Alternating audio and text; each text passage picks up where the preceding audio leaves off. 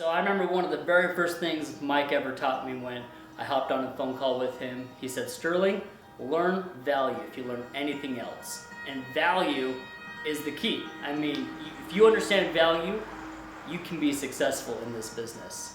We learned that we're on a quiet street. We needed 5 bedrooms. We needed a second bath. Every little thing we can add to this house to bring value in, we're doing so. And by doing that, we know we're gonna maximize our profits. And that all came from learning that one concept of value.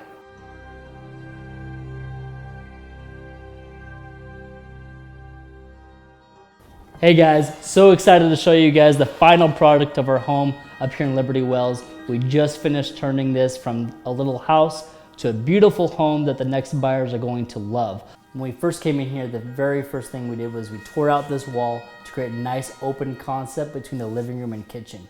Some of my favorite things about this kitchen are the light gray cabinets that we ended up putting in with black handles. We have a nice vent hood, in-island stove, white solid surface countertops with black pendant lights. This basement was a complete mess and was not done at all.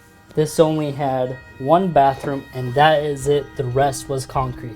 We came in, tore out the concrete, threw in a bathroom, 3 bedrooms and a nice utility room, completed this house. We bought this back in August, paid $250,000 for the property. We threw in $85,000 of repairs from top to bottom, and we got it listed and under contract at $455,000.